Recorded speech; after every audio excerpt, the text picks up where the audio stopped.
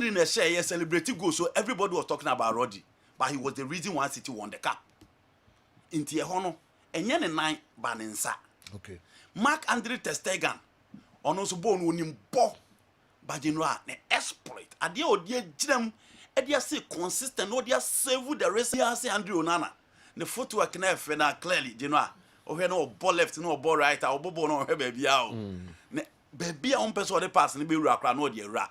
But in all, the coach lost him. The coach loved to build from the back. I on the best start of the game with that level of confidence. But at the end of it all, you know, or judgment in your foot, or judgment in a bear on sa. So judgment in a bear on idea. So I go no consider. I won't blame for any of them. Oh, won't blame no. Dabi. Oh, sir. Dabi.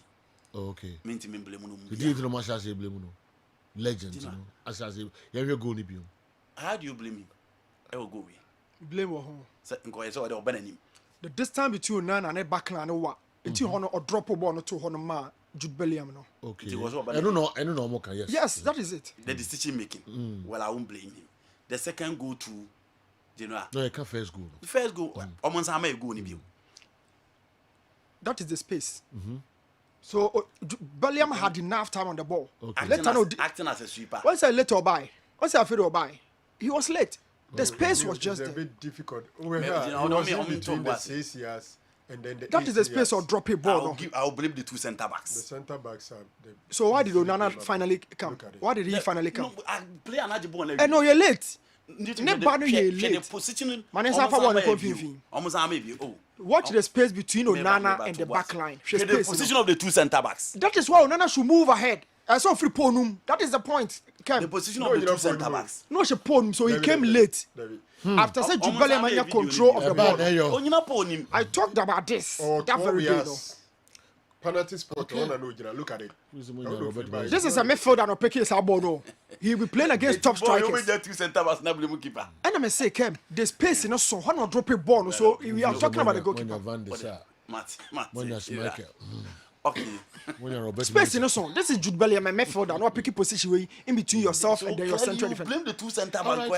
Defenders will move. Goalkeeper has to move. Okay, you know. So I won't blame him on this one. All right. The second blame. Okay, no problem. Yeah. The second goal from Lucas Vazquez. Yeah, that space no so. Oh, you're late in the movement. You're late. Then he way back on. What about this one too? You won't blame the goalkeeper. And the code didn't talk about this. Okay, first goal no. Okay, first goal no. Second goal. And I may say, I won't blame him. Go. That is my opinion. Now this one too, you won't blame him. Where were the position of the centre backs? They were caught ball watching. Wrong positioning from the centre backs as well. Lender of Lisandro Martinez. It's Genoa. I see we are catching the market on left here, Shenaba. It's Genoa. Well, no, Franco, that is very normal. When you sack the GI and bring in Onana, people expect a lot. Yeah. Will be easy concern and no problem. Franco first goal make us Newton. Football on the principles. Football on the principles. First goal. We shouldn't talk about the centre back. They move. You need to move. But you knew I'm interested in terms of centre backs. And I'm saying principles in your opinion. No. This is football principle. The central defender. Technical principle in your opinion. What is technical principle? The principle is that when the last line is high, the goalkeeper then I should pull. This is the question. Play a move. Two centre backs are ball watching. You are not ball watching. Close the space. Close the space. Newton is not giving Omumutie Radio the right picture. First of all, Kaso Shego not just any pan of goal line. He's not even in the 6-yard box. So I don't know. This is the position of Onana. My present. You are dropping ball not by you. In any position, no ball not by you. My present picture. At the time of kicking the ball, the guy was just around the 12 years. Where Sergio Mane Konachi. Yeah, best information. On Konachi, you're not interested, Franco. On Pasua. On Pasua before the kicking position. And I am telling you, sir, the ball traveled from the center circle to the area. That is 60-meter distance. Check the back line. No, I'm coming. The ball traveled from 60 meters to the area, and a drop or line the he has 360 view to the pitch. This is the position. So he sees it. Ball na bawie, that is not in the position came. Ball that traveler baby drew 18 arc in my was in the position. Originally you didn't see. The ball traveled that long. Who can say obey mo na me ni problem. And the call na blame on but no say who can say obey mo na me ni problem. But when he says that the centre backs are not to be blamed at all, that is my major issue. Okay. I think that the majority of the blame goes to the centre backs, but then Onana may have part of the blame. Because the centre backs must have space near the pass to a 1v1 versus the goalkeeper. And Bono Lande were outside even the D. Until you expect. So clearly you give it to the two married new players. No, you're free him. Okay, Martin. Now, Mauricio Pochettino is talking about two players. Christopher Nkuku and then Nicolas Jackson. Yeah.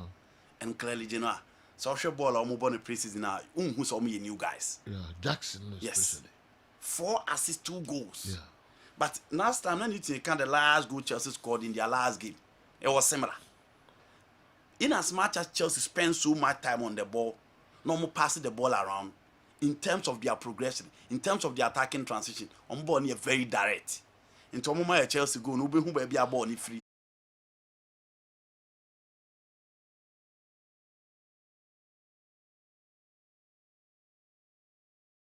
So mo bo na ebo no. Oh, you know, we be bring mobi. Dem pese me chese. O mo bi kra hwe chance a onya ye no do de ye. Oh, I agree. They even compare ye Hakim Ziyech ni police kini o mo ma ke kan last season. Oh, you know, I meet you say, but you know, you were talking about preseason. And one na brand ye na kan no say na be bre o ba kuma team. When they say what can't treat him one. Yeah. But the point is that you know, our players now how many of them will start in games for Chelsea? Omo starting pony. Place. Oh yes. Obi a fight you. And then ebi mo so high also Cologne. It's a more chance to play because Andre Santos, Cesar Casade, of those two, it's likely say Adason Besti and now Mobeko. And Matson, it's likely so Obeko. Diego Moreira, it's likely so Obeko. It is only the chance to play. A heya na obabe prove. Uni baby ebiu. Inti already Chelsea di midfielders BBB. Enzo ne Casade ne boy. Chelsea still want to shape a Abrante FN Conor Gallagher. Again, Chelsea they have a very thin midfield. Into who obenya the chance to play be also to be into one competition for places say obe stay, 2 so obenya biabo, 3 so obe Cologne. Into be and a chance on Feniagro. And in Kuku, one player from last season Chelsea supporters I heard anymore, so baby. So you expect him to flourish and he's a good player. Nicolas Jackson torn between on starting from the left and I am animal number 9. About 5 clubs including Al Hilal and the Branton in Madrid na Greece and your money in every entity. Asensai, can that be possible? So I'm saying Saudi for a bit more Trenekrumo Archer in Zombeko. Papa na the Nebano, I ready so the Nebano Bema Bema now a dear. Nenso and so Bano, Sibemano. And Nimun effect. Kabiu, what's it? Papa no, why ready send the Babano? But then Bema now worry. Bema no be ready, Papa na ready. But Obana se Bema no effect. No way. Oh, course our dear no. No pen and it's a fit and in our shaman see on. Where did the name of Fena Shanafunum? Was be a was shepherd, but be as was it there be. Sabema we did. Full if you had a Brianna or disagree. Now, the corner more here, there's a befa. Sabema Or talk a man or two man, mammy, two man, papa, one of the piano song. In this particular contest, a member and me, no. The other one also on the Sunday day. Now, I would Real Madrid no so on the Sunday. And the Muka can and Tottenham a be their quabbing. One is in a very confused state. One of mention is in a very confused state. But to say in terms of football now, can about our Yabamuna, a pushing cacras and our friend Kawa Yabu. First in and I want for Kawa is a Kofi me. Or about me established. Now, the Mikwana me bear more for us as you swap Masnipana. Who was South America? Some me. I'm saying you're a dog. Oh, some be Suban me established. Oh, Suban. What's also established? Come on, in.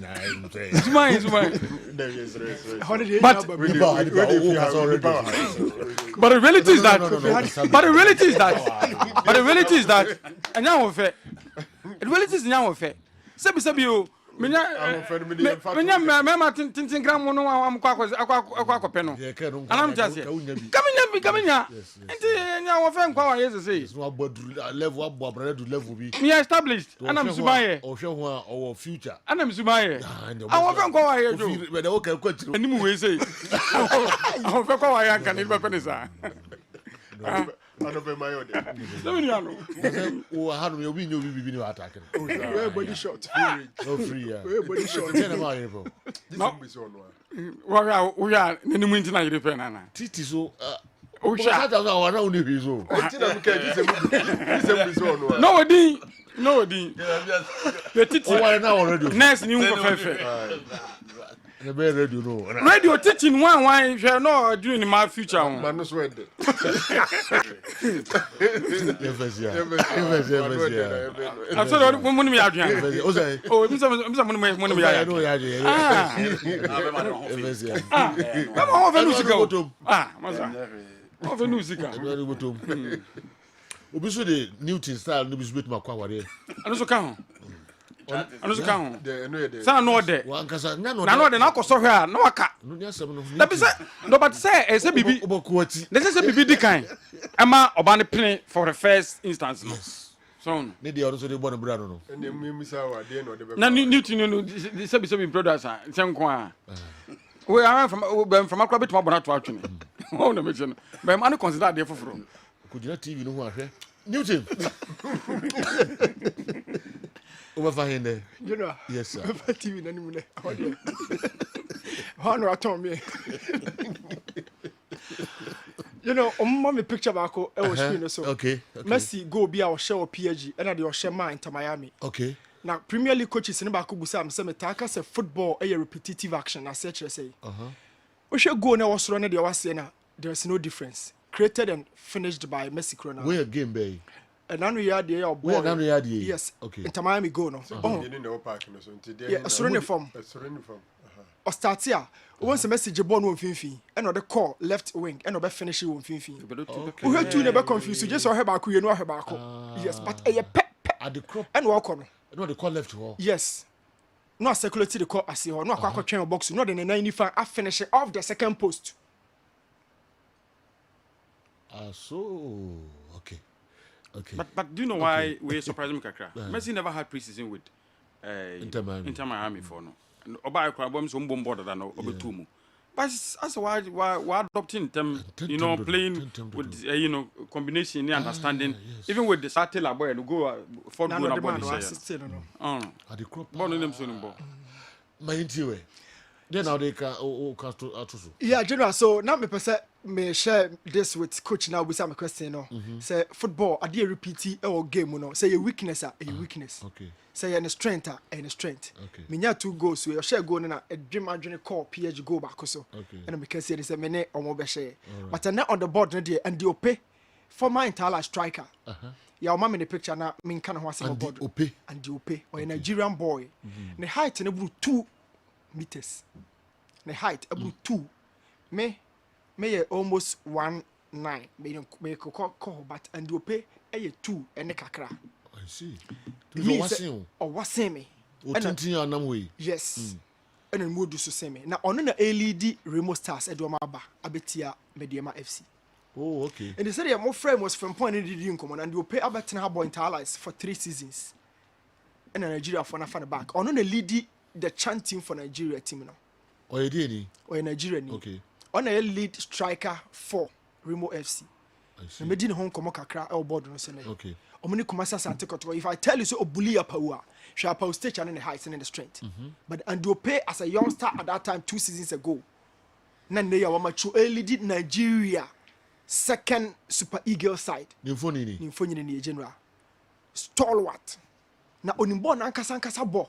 Onye the Giroud-esque kind of striker. Okay. Onimbo ne ball in go ni she. So se mediama epese omu kra ball we ya enye Vincent Atinga.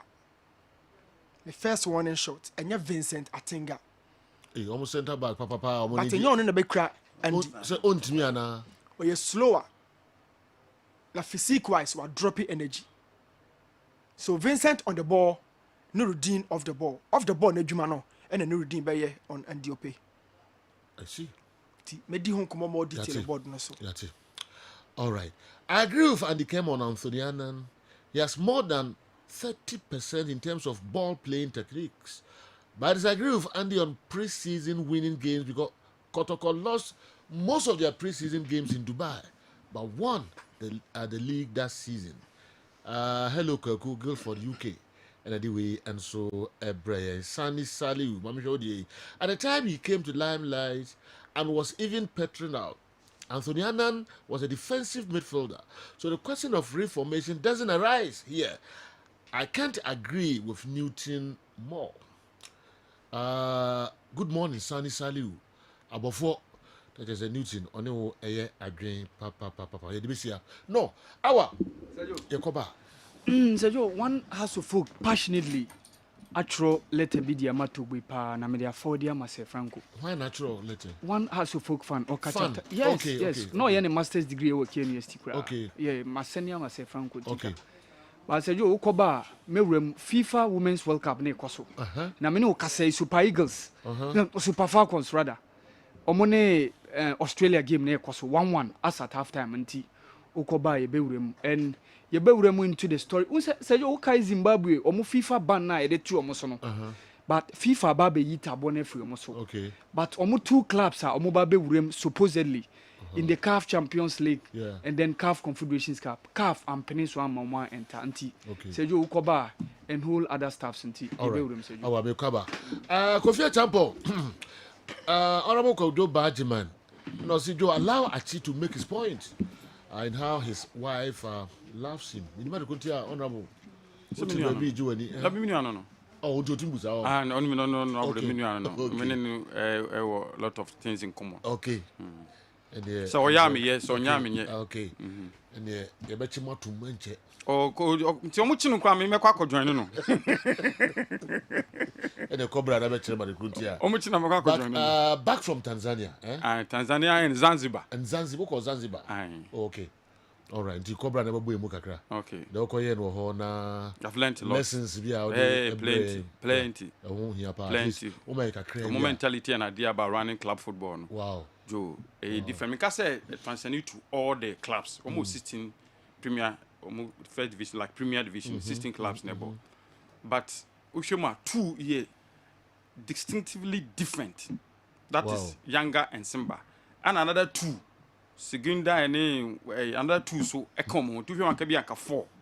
Oh no, not different from Ghana. In terms of Hearts and Kotoko. So no, there can be a few maybe a medium do be okay. And to swaba in terms of finance and strength in now, they compare sir. But the difference is that whilst Omono Hearts and Kotoko, which is Yamba and Singa, and my Hearts and Kotoko no gap. And check be a normal man cry. Oh, but they say a me cry. Ye mumukra turnover. Music sem. I start with the president like this, president of Yanga. Telephone call. Or former sponsor back home. And come on, are you who Kaizer Chiefs are bad match bobo. Yanga ne Kaizer Chiefs bobo friendly match. No planning be ma omu. Timini to on can't Kaizer Chiefs so no for telephone. A friendly see on so onshore let come Azam. Azam so sponsor mum. So first of all, I did after the match the following day no. Or per se on providing the latest ferry. It is a yacht. Say, if Tanzania or Zanzibar, you go to the Indian Ocean. Wow. Joe, experience you lot to have. You don't have me no uncle. Joe, you go to the Indian Ocean. Now that Zanzibar. And to my latest one or the new one about what things I say tell you playing business class. A younger and as a Simba president. Okay. Younger president. Okay. And no fair ni CEO no so onshore letter to them. First of all, on person on provide the latest ferry, which is like yacht, for Sunday morning, 9 o'clock, to the contingent of Kaizer Chiefs. Any year invited guests, no, or the year called Zanzibar, not the Abba. That's number 1. Number 2, up a lunch, the Ved, a 5-star hotel owned by Azam. Are you getting what I'm trying to say? The other aspect is vice president of Yanga, who is also related to the president of Zanzibar. So we went to Zanzibar. We were received by the president of Zanzibar. One telephone call, normally 18 years, and the Kaizer Chiefs they forgot about match no ball Saturday in the Lusu one day. The experience we had in Zanzibar, me had forgotten about the game. need the money. Anya Shinkwa Younger FC receive 1.730 $1.730 million from Azam Television. I see. A year. Because from the league, Azam gives each club $230,000 a year. Each club. Merit award on 9 so the first one on 9 and a younger and more private arrangement and so much $130,000 a month, which translates to $1.5 million a year. Private arrangement. That is from one of the named sponsors. I mean for GSM money, other sponsors and buy. So the gap is huge. So they'll be able to do things. You find it difficult to do here. Kufia Champon back from Tanzania and Zanzibar. Have you had what I say? You think more? Yeah, a lot. Yeah. I've learned a lot. Okay. Yembra be share with among for Engina. Yeah, clubs is answer me. But me know share all right. But don't bet my picky phone a friend and your size casting and your enjoyment bay. No, we sit here. Yeah, this is a GF and I go on a GF crowd the start time Saba. Start time is sponsoring the league. Kotoko House can go into an agreement with Start Time, send me more exclusive. All my other videos in our one of my mother additional scar. Jabasa Rebi also because Start Time is already sponsoring the league. Then we'll sit here and be blaming the GFA alone. Hi, SMP. Me ko twa he balaba. Cobra. Na me ba na fi me no about to and come and so p. Kofi a champion achi a school member. Newton should be fair and educate us on and stop analyzing as if he was already waiting for loopholes. We all watched the game and saw the centre-back pair sleeping. Check the number of long balls Madrid played direct into our box, all because they saw that weakness. Now, General, they say, Franco Naro, dear, if you don't hear from me, okay, you don't care. Salau, Maxima, and anyway, and so our brain. Salau, but don't worry. We call Chia Herbal Powder. Hi. As only a right come and I'm more to a drew. And one said, you get to a drew. Okay. I said, them intention. I do to okay. So you pass one of you. Ochia herbal powder. Wow. And now, Beba. Mammy Tioka cries. Said you me that say, my main chair was here for no her phone in a no pay. If you divine hope about center, I assure a casino Kumasi Mercro, a business crew at Jason. Yet drew near Ochia herbal powder. One of it even seen NT, I would TV so. A year drew a shiny box, come. Idea we hear yourself we put in Swiss. Now you back, we see ya. Now what tin in idea good Swiss. One is it no one and one no. A year drew a yan. Onomswa and count or barnum, bearmanum. Yet draw near draw, we are see any achi what the enchili be.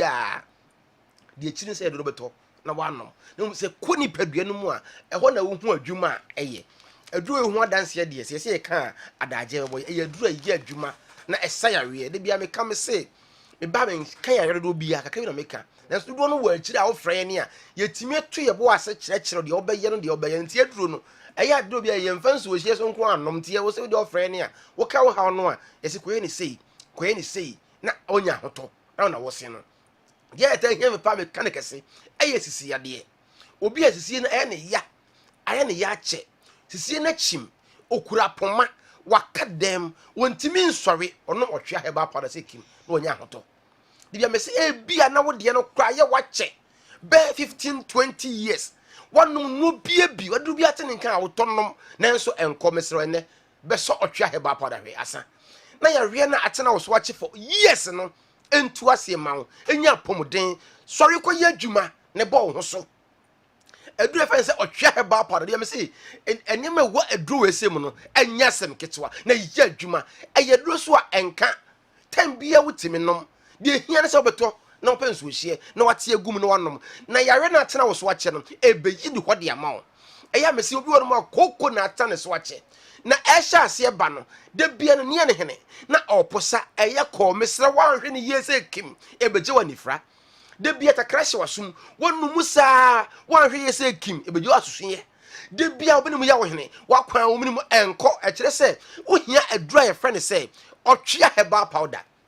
obetie gu nso hie manom na tu yare na se na adiama wo de bia wo yem bom se di nso mu nso beton na nso enye nso na mu na wo yem mesrew wo hia otwea heba powder koko na fifiu wani ho wo nsa ho afono ho ba bia piepie bia no wo hia otwea heba powder koko nti obi de na koko bo atwea ba na mo je pram no na aye ne ya woje ne ho enye de bia opadura obenom a ebeka no mesrew otwea no enka nanso koko no ehye ase na efi no ehye ase na etu ase de ma koko abegya osisi yade se wo ye oba se wo ye bema wo hia otwea heba powder na se wo ye bema na koko no je sisi yade se kima eya asem kese ekobasa se sape na untiri ma wo ye bema no dani kanemu no emu ahya ase asisi nti afa mogya no entimi mfamu ye entimi ni afuru sane mesrew ekobasa se kima ehwo na abenya guy name Mr 2 minutes eche se enema nkoye wo ni kanemu afi na wa hase pe enu bi abenom ansa na watimi ni obahia na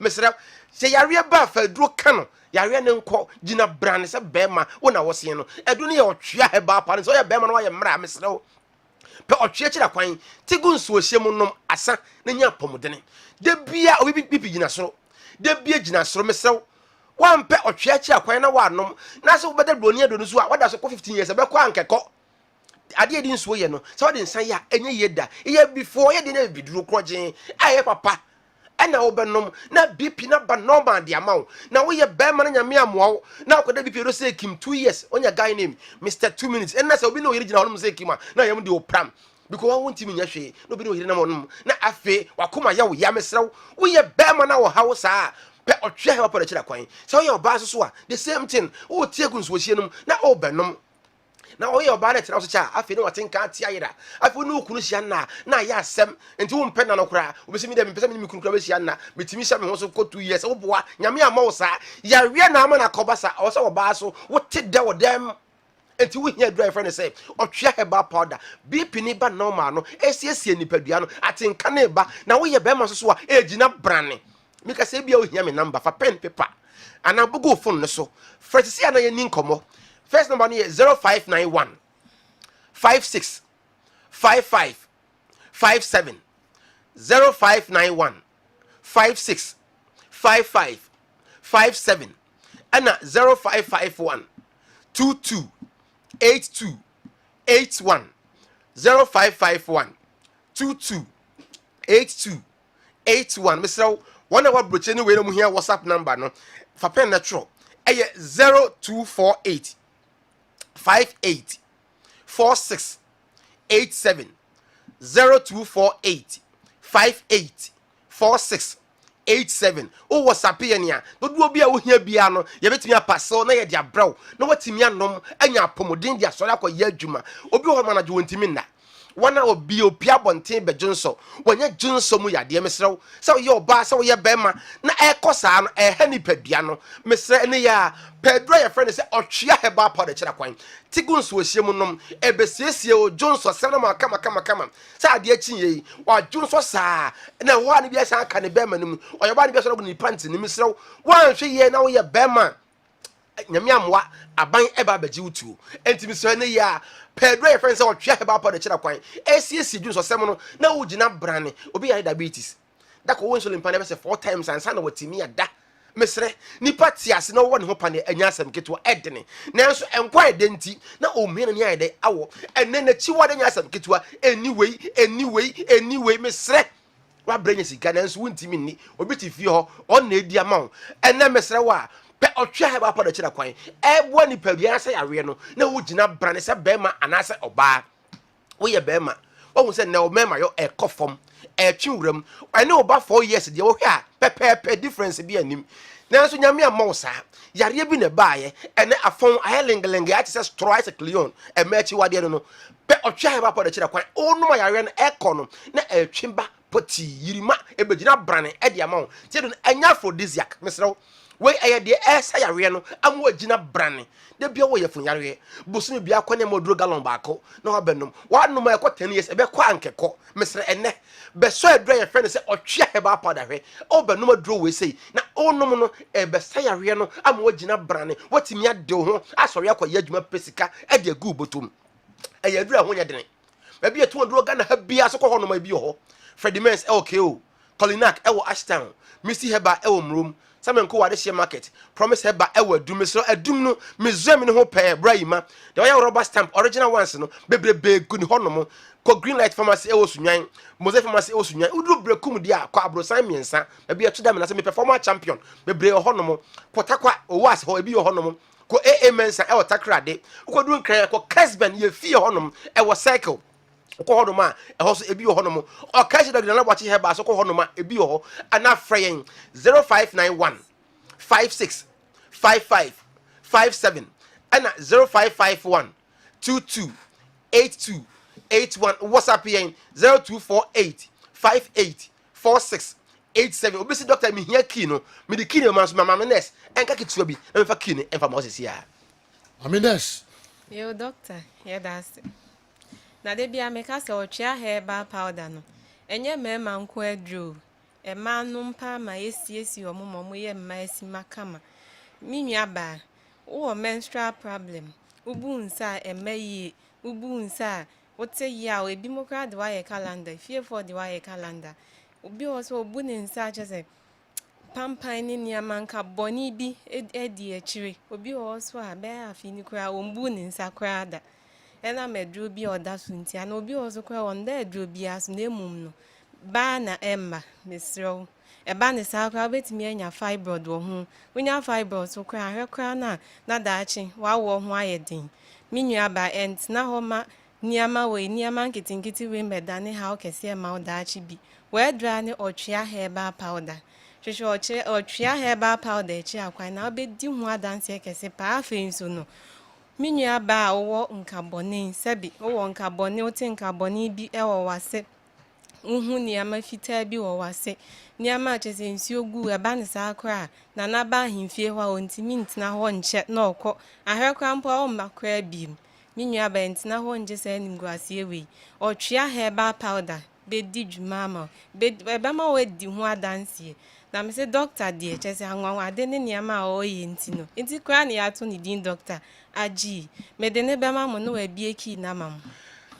Sejo bi basi ya na ma kwate o mo se mo twen ki no banaf ba ko Go anim ho okay o abo so ye fe na jaku na o se mi mani ki no fa ya na mi ki ni ma no sejo ya me nkwa nko bra obi wow o se ki ni ye adwuma de ya me ka me se oba wo 7 gate a woni be ma hia e wo se obi bie ma no be ma ene ma ye hu se wo ye be ma bie first gate second gate third fourth last one na ye 7 no na oba na tiem aji wosi minyai o se toa so we ye demro so obi ne ira trase jo e kwa 10 years ni oba ne kan ajeida obi aboga bi hu ka abo enso aji oba no won kan bi da because the time na ngasa e 2 minutes so wo sha ase ni wo wie na wo twi mienu empeja bi mo to wono matim ka ja wada wo ye be ma na wo sa ha na mesrew frɛ ne a wo simpa mo chewa me time ne 2 minutes Dr. AJ ma me 20 minutes wo de ka time a wo pɛ na me fa kini nka ho na me fa mo na me srempanimfo no de bia ba me ka so la wo monte wo ya na obedi time kase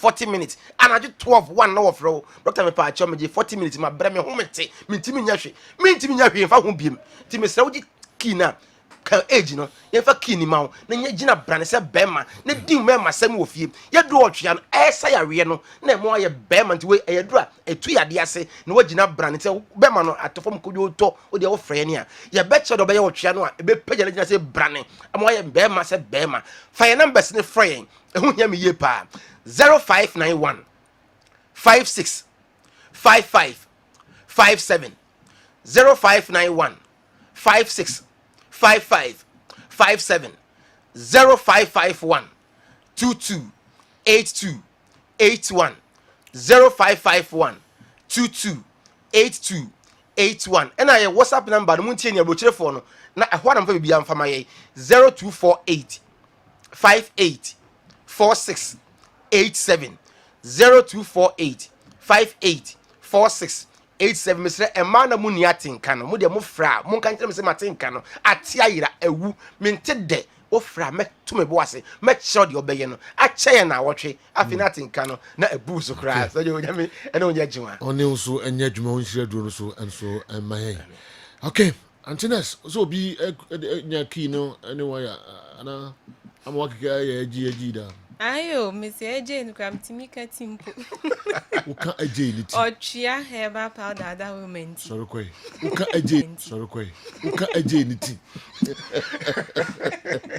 Sɛ ɔmo frɛ numbers na mo ne ɔmo eni nkɔmɔ na ɔmo ɛbɛkyerɛw ante na ɛsɛ otumi ka agye na agye kura no na wasan ati aka ho from where na ɔmo nkyerɛw ne nyinaa. I really love the way you guys tease each other before any submission. It clearly tells us how wonderful you guys are, and that shows real leadership from you. May the Almighty Allah keep on blessing you, Sergio, and your entire sports crew. You will never see darkness in your entire life. Kessben sports crew. Theophilus, who do we free for years, upcoming footballer. Yedasipa. Joe Louise Abiski. Good morning, maybe I will be a message. Joe, I say Anthony Annan on the ball is 80%. Wow. Joe Louis, and I ever church idea with my always and count him anima. Nanka wet much mu at the country also 80% on our Mohammed, and so our transi Yamfano and Ranafi on fire from Kakra. Our Sergio. Yes, sir. Sergio, China, the draw for both intercontinental club competitions, Ebaso. Now, one indication about say Zimbabwean clubs are nenka was enter into the competition. Meka Platinum FC, omo Premier League no, and I also share Bulawayo Chiefs, almost omo version of FA Cup ananka. It was move to the CAF Confederations Cup. But unse then time ana Gigi the representative for the clubs no CAF Gigi no na Zimbabwe as oman no ewo under FIFA ban na ban na FIFA ede to omo so no omo nya nyim free so omo be ye draw na CAF am for mudin awurem. Honestly I think say affect you omo pa because those two clubs no at least they were yearning to enter into those club competitions, which is the CAF Champions League and the CAF Confederations Cup. But at that point now, FIFA can ban not draw no coso. But honestly, I don't know the reason why CAF anye. To me, I think say it's unfair. It's unfair, especially for those clubs. At least send komusu opportunity every into both competitions. A year for the experience. We any free Ali Malul of Nadia Lali. Omo left fullback now here Tunisian international no. One outlet from Onwa Omaya of free here Tunisia foot 24. Eddie Ababe Tuja say it's likely Obel Livu the shores of Egypt. Every the greatest club on the continent.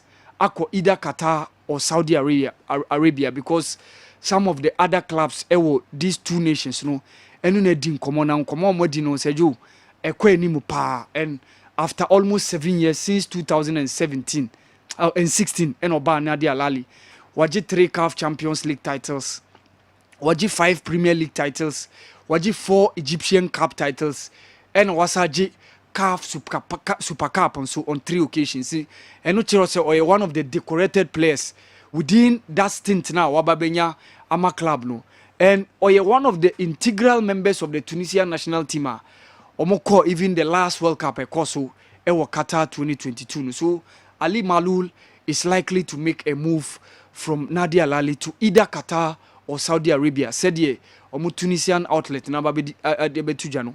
Egypt ewebium ebetoja say former Picho Mosimane team Al Ali Jeddah ewo Saudi Arabia. Say club no any Egyptian coach no Rui Vitoria Edim komo so mo person mo de ne ba so obekaya in 2019 ono no the Saudi Arabia Premier League no with Al Nassr current Cristiano Ronaldo team no nti what experience e wo honom da before so obe making a switch na currently o coachi the Egyptian national team Mika coach Rui Vitoria na his agent oye Egyptian Karim Soleiman e de ababe tuja se enye no kre nkomo amanfo e kase course between Rui Vitoria and Al Ali Jeddah no enye no kre so e was January next year SRD mo qualify for the next World Cup which is 2026 World Cup ebe co-hosted between USA, Mexico and then Canada and one history coach no looking forward say obeye so obekaya The last AFCON, Egypt eluzu on the finals, and the last World Cup so one team and qualify. So Coach Ray Victoria will want to make amends with the national team of Egypt. Now, Egypt now coaching no only problem be anti. Say a man for say Al Ali Jeddah of Saudi Arabia and Eddie Komodia. Say you are in Komodia Kosono and Yanu Krebia. Say you away from that World Cup Women's FIFA Women's World Cup ne Koso. Now one of the teams are yet tipped to win the competition USA. Surprisingly, they drew 1-1 against Netherlands. Now Omuno conceded even the first goal around 17th minutes before say 62nd minutes. Omutimia equalizer no. So US the most successful side when it comes to Women's World Cup. Omoji Drodona che team bia and omuno experience. Yes, Ubeka Germany awaji on 2 occasions. Yenya Japan waji bida, but yenya France also waji bida, but USA nkwaji be 4 times. And so in terms of FIFA Women's Cup World Cup, omuna debut omu produce all the top talents. Yes, Brazil amaye matter. Ba oka Miyaham, oka Abiwambak, Oka, the likes of Jackson Munina, Jakia Bywaters, all these ladies are my very good emotional idea I bet Kai World Cup no every the USA women's national team no. Surprisingly, Netherlands no gave them a shock of their lives. It ended in a draw. The Netherlands no score first and a USA take in the 62nd minutes. But say Joe African contingent soon omo Nigeria initially na medical but to just a game 1 now. Still that's so cost 1-1. And from the look of things, it's likely say Nigeria and the African team are possibly obetimi aboni homodin. Zambia after 2 games have conceded 10 goals. South Africa are yet to play their second game, and then Morocco so first game conceded 6 goals against Germany. So for me, I think say Nigerian team no a team a best stand tall within the African contingent na babe basono. So Nigeria lead 3-1. Omo lead 3-1. Wow. Seju. And then game ne cost na make and I think it's a very very good indications. Nigeria in terms of women's national team performance yes Seju on the continent yes will be enuomo. Omoji CAF Women's Championship and do na chobia and in terms of World Cup performance omo no modernity. And it tells you the reason why even the best players on the continent when it comes to women's football omona de bia almost spearhead from Asisa to Shuala Rigono. But Sejo, honestly, on this code, I disagree with him. But Yamibo Saturday, be anymore. Saturday, be become once and pass. Okay. All right. My info also NC now quickly. Kwamiki at the local source, no, and so ebe bre ye. Achi is saying the fact. Ahofe, unko aware ampa. Say dear, bibia. A sika. A lady friend of mine has told me it's only money that turns her on. And that if even a man has money and is without her to cry, she will love him. Because of the money. Sika na eye adie nyina. Sika pa Methodist Hospital, Aburaso, and a way and so abre. Kwame, why are you ready? There be free. When you're ready, are they? The business why you're ready, who's it ready? Let me see, can me be. Oh, sir, I feel like I can't remember more. Okay. My main share, now, they meet me the abre mo. Or some could we a free, or say also with the Hollands is here. Also, we're in Belgium and Nana Varis and the guys are watching you from Italy. Nana Varis, maybe I'm more open on TV, you know. Okay. It's okay. Italy. You're going out so more the open TV no homo be a no. I'm gonna say open TV. Never is only one more shop when me chia more papa. Michael Abebio anyway Brian. There are lies in the publication. The 3 years campaign team brought yesterday. Wow. They held a meeting 3 days ago, that is on Monday at Seatekel Hotel, chaired by a sports journalist in Kumasi, and some of the members present were other sports journalists in Kumasi, Nidako, Nana Mankwa, Pakwesi, Dasobre, and a rep of Dr. Frimpong. Interesting times ahead. Michael Abebio Nema, and this is message Abba. Hey, Aquawi. My name is what's sending in every day, and message in Eba Nasa Bio, I know SCA, Papa. All right, that could see wherever you are. Mamin Chow.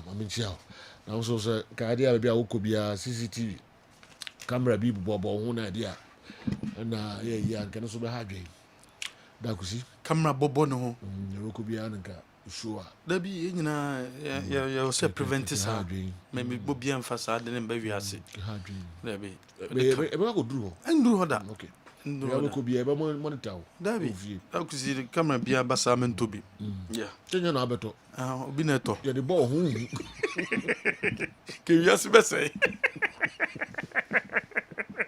General ke wiase be say o wan Motec device bi Motec o te sa che Motec ko me ba ha ba bi boko hu sa na wo so wai ya sra wo ho na wonam kwa bi yanko wo General ye ko dia ma me hyase say na me hyase Femfri Ghana Football Association o mo DNA philosophy a wo metimi a launch o be kia be 2 weeks ago and a JF ne be to just so the DNA and I said DNA aba and no be philosophy a be di so said be betima aboa me football no ye hu said ye esitiem the honorable sports minister say sa philosophy a GF ne di aba no wo mo ehia and I said be boa ye papa the ministry no and so be support said be boa ma philosophy no etimi aye adwuma. Launched the football philosophy just last 2 weeks, and they work very closely with the ministry. We've developed the philosophy. The ministry is putting a composite plan in place where we can track the various development targets, tracks that we have identified. The FA launched the football philosophy just last 2 weeks, and they work very closely with the ministry. We've developed the philosophy. The ministry is putting a composite plan in place where we can track the various development targets, tracks that we have identified. The FA where you know sports the minister and somebody to just says philosophy Ghana Football Association no metimi a launch no wo ministry no wo so ebe boye papa ma etimi aye adwuma because I was a fundamentals no etimi aye adwuma ye and ebetimi duru soro was all African games no I was say Ghana yetimi gym medals because Ghana ye invest our all African games no inti ye host ni invest wo ma ye ntimi nkase de nje medals inti I was say Ghana yetimi winning medals abra all African games no eba beba so towards winning medals. Yes, you can invest $145 million in the provision of infrastructure. You are renovating Games Village. You are building the world-class rugby field. You are making sure that all our track are going to be certified by the World Athletic Federation. All these things are done. Then when they come to the competition, then we don't get medals. I know the media, you crucify the LOC and myself. So definitely we have appointed a chef de mission. And I saw him around, Danso, Enes Danso, who is now the African Game chef de mission, and the deputy, Mahad. Mahadi is the one of the deputies, and the other, Josephine of the National Sports Authority is the second deputy. So the three of them currently are working with the various federations to select Team Ghana. I understand the long list is currently being worked on, and very soon the long list will be submitted to the chef de mission. Then we can work on the short list as they go for campaign and be selected. And some of them I've mentioned already in my presentation that the championship, they've done African Championship as a process of selecting Team Ghana. The FA launched the football philosophy just last 2 weeks, and some of the honorable sports minister were there at Tujadia for all African games. I baby hosty and a Ghana Football Association. Ye DNA na ya philosophy na o metime de ababe Tujano. Ye also the Black Galaxies aswe ya. Se say there and the last batch of players we must timi ko piemu e wo camp o mo ko prepare towards a year screening na coach Masiu Didi Dramani ono so players are Womuko goalkeeper Abdul Aziz, Dari Kofi Ba, and Seidu Yusuf, defenders no Augustin Randolph, Ganir Habib, Samuel Abekwe, Sansona John Tedeku, David Opon Frane Mohammed Jalilu, Philip Ofosu, Kofi Agbesima, midfielders William Denchi, Abbas Seidu, Samari, Seidu Mohammed, Sharif Mohammed, Sadat Mohammed, Dominic Insobila, Sylvester Simba, attackers Derek Fojo, Enoch Morrison, Razak Zikoi, Emmanuel Owusu Boache, Samuel Ofori, Baba Musa Hamadu, and then Michael Osei. When he plays for Moko after fourth group, no, womu pe Coach Masiu Didi Domani, 4 groups of Mokoeno was selecting goalkeepers, was selecting midfielders, was selecting defenders, and was selecting attackers. One more best answer for a camp bium, and you see, I'm fraud, and that is on count. Second phase, no, on Metomosa at the first place, no, one more qua, on Moko did 3 weeks. After 3 weeks, no, and on breaking Mantiano, Ningani and Shisha coach Chris Hutton, and a detuna quem said a beer, a bread rooster, or more invited place outdoor, a more besia kind, and so at my Black Stars are any difficult and far emano. Yan twasom, awo ye gal ka tough one ra, gal campaign for, and the super sports in penny for discussions. I would do, and if a tough war, baba bason senesum, Sabre, Ghost Stars are confirmed so me take part, and untakwe mediama ediana bechem, and Ghost Stars and a bebo, super sports ajatum, say on the 6th to 13th of August, no, one be a matches, and life, one more any gaka guswe dinkomo, said the beer, when she shebi obiano, wo metimi aye edi efrio. Yet was what that stories ma. Kumasi Asante Koroko IMC. Wamo ejumedie no mika say coach Edema Kumasi Asante Koroko Dr. Prosperity Ogum was submitting a list of players uhia wamo ede ama James Kwesi apia. Na hwe mu say weekend ebe na aye management na say IMC no wamo ebe meeting. Nafe wometimi a discuss a list of players a coach no ediaba any sika also mutibi de kopesa players no mo besia kan enso edema krobia Kumasi Asante Koroko wokotokwa se obiom no je no yemfanto dwam se architecture oba behwe Kumasi Asante Koroko adakoja chi project no se said de impanyfo sema mo kan se omone no ewie nto obakwa inspection ewo adakoja cho akohwe se de plot no ne size no se de city owia ansa na wotimi develop niema ometimi develop wa go pramane so anase me develop wa asase so but besides that no de dikan no wo me de to nanim se Dr. Kike Sapo project ye na amba na wie no onfa kwa mi so metimi abo no metimi develop sa project no enso e de free o nhwemu chese general is likely say MTN anom sponsor kotoko no ambesan so aba back as sponsor e de Kumasi Asante Koroko biom per discussions awodo am wo mo ne MTN esanso edibiom no it's likely say MTN ebesan so aba back abe sponsor Kumasi Asante Koroko bobo ekuo no enso biom wo kodoko ne mfanto the Greater Accra Regional Circles Council no enomede krataba say 31st Kotoko birthday. Kotoko be celebrating 88th birthday. And nunti, womo organize games I would draw. Said the be a bit create awareness. A dear chair says Habre Kotoko di 88 years. And until from 26th to 27th of August. And as a Jumediano and so betime akoso. Womoso mobilize supporters no supporters abebano. Womu wia wa won register for bu census no. Wometima register netimi aboa ama Kotoko timi enye sika e de film. And until sa Jumedie abekoso 26th and 27th. And we yeshia Kumasi Asante Kotoko. Womo circles no wometimi aye e de ababetuja. Yen toasom awada story Henry Asante Chum kasama for the Ghana Football Association.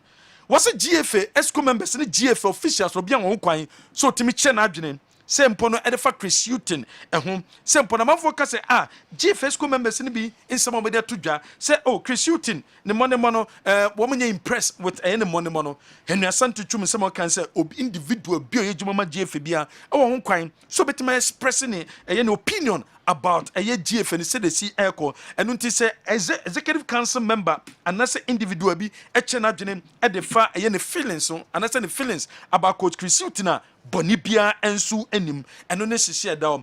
Hearts of work infantuja Togba fed in the management after no meeting she said the only person a technical team Rebecca Mr. Jordan Diate on a physical trainer.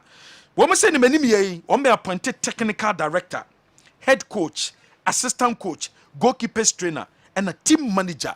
Way any areas appointment beba apart from Mr. Diate Jordana on your physical trainer at the team no areas in no obia SSA Jumedie Abanewie including say technical director head coach assistant coach, goalkeepers trainer, and a team manager appointment. In when say in the few days are ebe, when this appointment and so babe to the yentoso, our Bobo Quay friend, a year a Diana Stars. When say the many, we must start preseason. Preseason, W.O. Tando, and the emphatic no any preseason.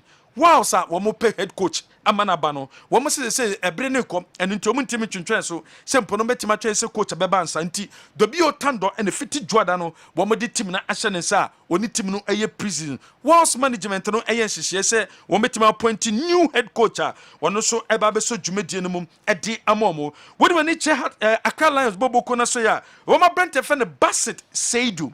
Wako sign a 5-year deal and ma El Hilal Untuman on a Bassett Sedu say wako piemwa wako si akain and so edi amomo ewa 5 years and wait me assign a deal and so ho edi amomo kunadi yadom has work a confirm say wome janu kwan abrantana ko piemu ewa Ukraine o ne bia wako to asom etimesi na kan and so ewo ho dodo nyina mafo ewa GDS say Ghana Premier League Limited, as I say, Amuna Ebe organizing and that's autonomous league Eba Basono. Club officials in the GDM says, Oma advertising some Pesiwa, Obetimi Aye Jumano, and the was a CEO and no pen padia.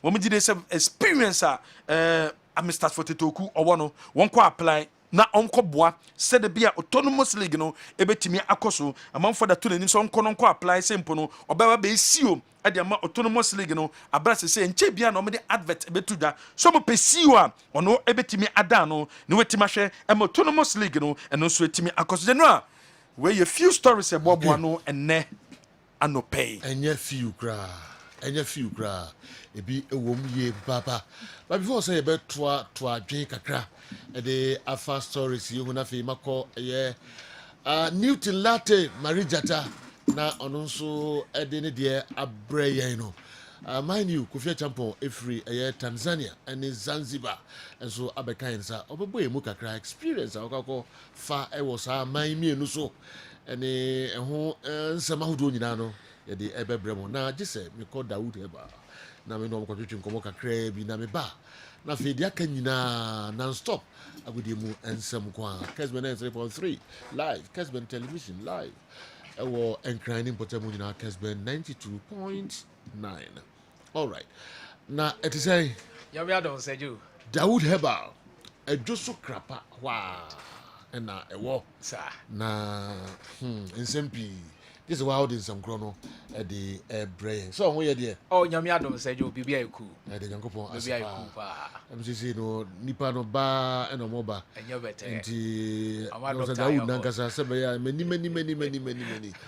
We see I say. Okay. Maminti we there na the brain. But I say you ye chia ya hwefo ne atifo nyina. Okay. If we Dawood Eba Hospital. Said we di Gama location no.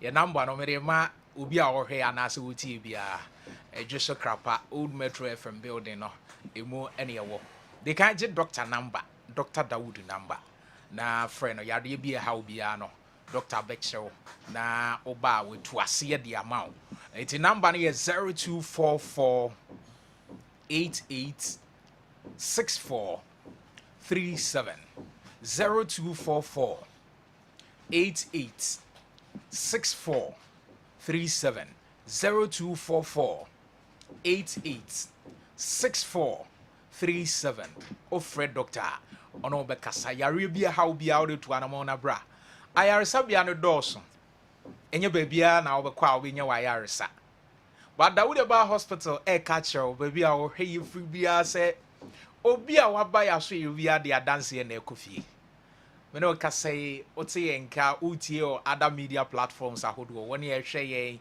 ye nuanom e wa bruchiri a mo tie program ana ase mo hwe dwumadi se wo hwe ya yare bia ha obia Dr. Dawood Sebra open the herbal doctor osaya de ope fans pa ye Dawood Eba Hospital because onim de oye Dr. Dawood esaya de tu ase omrebra yade anu ase afei for the fact say o hwe yen ebia na nso pese otu kwan ekwa abanone woni a ehwe ye nyina obi wo ha hepatitis B enne ne hawpa me no ka say wakwa embassies ahodo aye test ahodo nyina hepatitis B ama US visa na say country bi a opese okoso bia wanya hawo when o kasa 2 weeks to come yenua ba bia nra oba doctor ho na obedi adanse ka kire doctor say nyame adom na wotwe mienu edi animu yi obe fly every Ghana oba ye nche but doctor Dawood treating no am ne brebom yade e friend say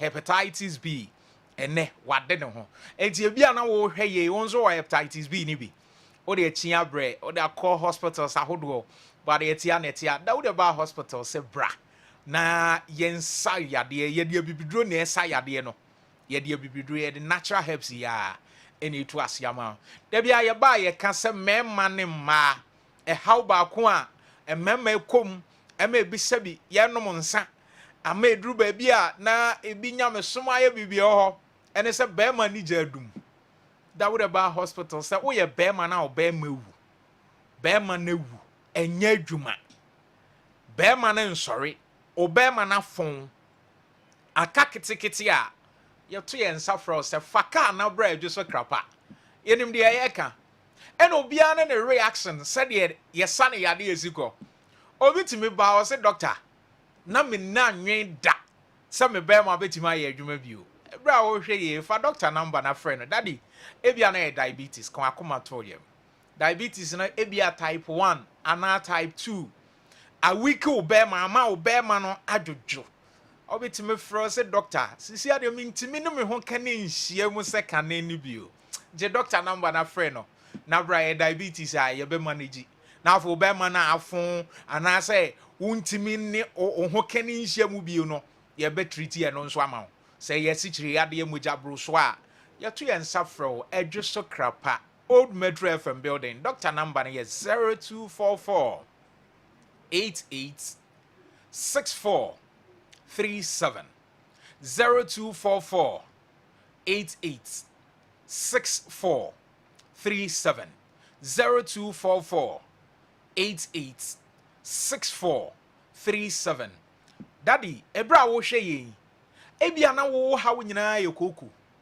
da bia me ka se bema bia koku afifi uto sebi o hwe ya emfa ni agro to anamo na bra ne ntu ase ma wo ema nso a ehwe yen a wo akoye problem oba kwa wo se a de na busua hwe anim ne se obetimi ne bema na fa yefuro na nhire bia pie aware anim enso ye ka se wo ne bema na tena mfinhia bebre awo ma Dawood ba hospital se bra e ka wo nsem nko ade a adanse nkrofo di e ba ye be 4 months ni me na o ka se a wo hwe ye ba ye nche kra no e ma ba ya ma wonom adura edemu a enche nyame ya adom a wonom be wafa wo ho afa mo ba e do so pa enti bra wo hwe ye obi nso ho ana wa wo pen but wo ye no ateko awo na ateko anase wo de no e ba no betomu a no wanya miscarriage minua ba kan akoma to yem Dr. Dawood say to anamona bra e wedwe krapa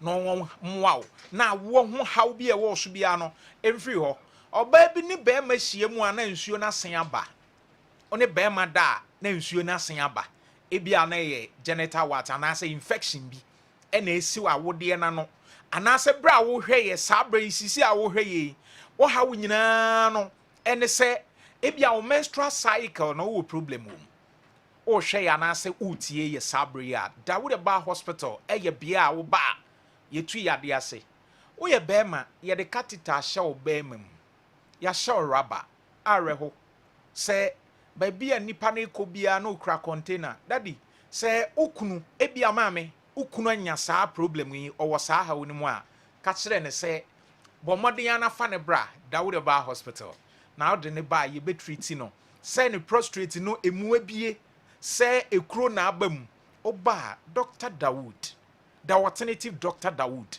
ebe treat prostrate mu how bi e wo be ma so bia na ye yi katita no e de afrim obi nso wo ho ana ne de no odwonso ntentem anadwo edru anadwo obi dwonso bebre o hwe sabre obi dwonso bebre edru anadwo ana wo dwonso pa especially one e wa diabetes no sa wo hwe ye sabre ya menua ba mame daddy enkechi oba me say you mujabro so esichiri yade wo dwonso bebre wona se atata edru ba bi a na say unan no ase no mia na ekomu say yafo Dawood Bar Hospital say oba ye beboa ye betu yade na say e de ama wo ba bia wo hwe ye free bia no ane so benya gidi to gidi anamo na bra Dr. Dawood me say the only herbal doctor or pet fans why yaresema ye Dr. Dawood na onim de oye no onim de oka oba na obetena nanimu a na yaresa ye ntempa so enti ba bia wo hwe yen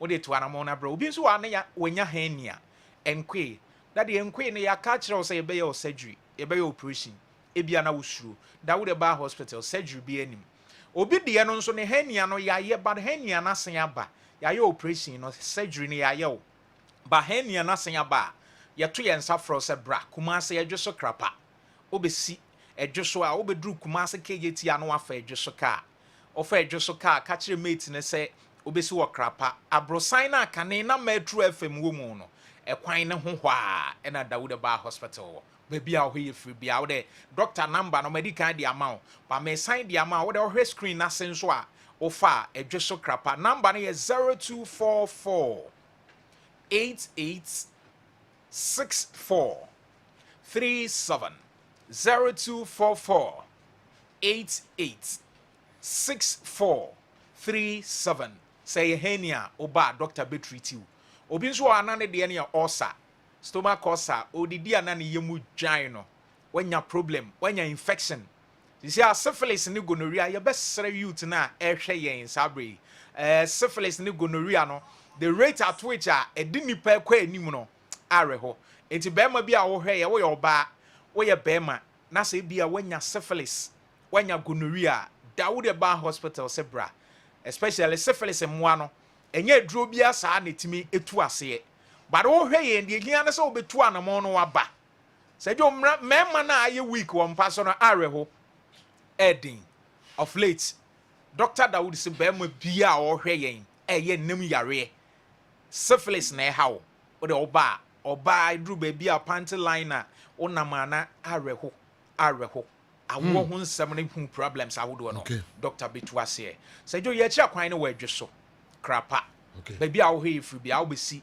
wo faketi yaka na wakasa wo besi wo krapa Metro FM wo Dr. number ni bio 0244 88 64 37 0244 88 64 37 and 0201 681 717 0201 681 717 Sejo yeda hwefo ne atifo Yeso yeda mwasipa okwa na ntia sonkokra akọ ede ama Dr. Dawood se bompa ese bibia enso ebekoso se da manfo asi ahyase na omo agitum titru branch amde ba kumase no enkoso sa enem yare amanfo bro okay yeah to also the amamo Kessben baby a mo enye safe baby a mo enye safe sana abrante yi kan say obi enche kra I'm saying this week yeah all signed for a club in Ukraine. Yeah, I know. Advice now. Then I'm betting my Ukraine. One player so signing ma Ahila Sudan. Look at that. Yeah, well, I mean, the best you could do is to advise. Freedom of movement. The best you could do is advise. If the government of the day need the power to stop it, how can the GFA stop it? Yeah. What you can do is maybe speak to the club and the players. We are looking for the money involved. In this case, on the merchant, they are looking for the money involved. It then becomes a bit of a problem. So, stop. First of all, there are no legislation as to you, the FA determine country club beat me out, Tony player, and I say country club player beat me out. So all these things in a normal probably if it were power, probably you could, but only when the power and the club is looking for money. So in this case, what do? It is not the first time. I think the teams know they wanted to sell a player to the same club in Sudan. Very, very difficult situation. Okay, Naro, Dobi can know what you say. Say, there be a place in Ekoko. What torn areas? Eko Iraq. Samson Eduku. The Iraq, there's a girl who will be brave. Ukraine, Sudan. Ukraine cannot do Yadom Kono. Yeah, cannot do Yadom Kono. SMP. Yeah, so because say Sudan you call Moru, Kotokomoro last season. No, Abe. But Masani a player from Accra Lions this year. Sudan, Ahila. Okay. Difficult. You ask yourself, say the regulatory body near GFA, but them rabbi. Omani mra no ma player bia kwan na say audition bia kwan say baby a person apply ni trade no obetumi akọ FIFA any CAF enso ma kwan enti tumi ni ba begina player no ene ne club no eso so mbe decide say would they allow them to go there or not, and them say ya na bebre no mo hwe sika no because o hwe de ekoso Ukraine yeah. Hard drink kakra, but maybe they'll be able to convince you say life here normal with Ukraine. But I'm going to say something. I'm saying, Tanzania, no, one of the bodies I represent, say Russia for invite here. Into proposal, can we call Russia now? Can we call Russia now? What's wrong with that? What's it? Planes in call versus Russia now. I say plane call the Biani for call. But I mean call. Okay. Hey, Maza. Me faru room. And I don't know. I Zanzibar na boys no. Omuton surumu no. Obi asani say. Atinada na one di boy na chanton surumu. Na me say me fi Ashanti region. Ahapona. Na makakoto Indian Ocean mu. Na ma me hwe makore mo yin. Share. Okay. Sorry, Silibri. Ahina, Koveja Mamusa as a I like it with the ideas of the new Asante Kotoko IMC, if indeed they're about to fruition now. Because you see, in this world, it is a governance. Kotoko na sebi Japadena Senkwa, and one in the Dekojachi. Dr. Sapon saw the need to build Sa hostel na management, but then they abandoned it completely. Australia and Nigeria. Mabo bona koso ewo Australia ni New Zealand no match na bewe Nigeria 3 Australia 2. Oma ya dio. Mutumashi host country no. Yeah. Oh, Nigeria 3-2. They've done very well. Jina and so I don't know. So the point I'm trying to raise is they said that Dr. Sapon started sa hostel na nanko usi Maui no. And I think say too for invite a Ekohwe sa den okaya in the past Ekohwe. We are do no. Sankana management ba no mutu asa. Probably ben ba this am ke edifice o.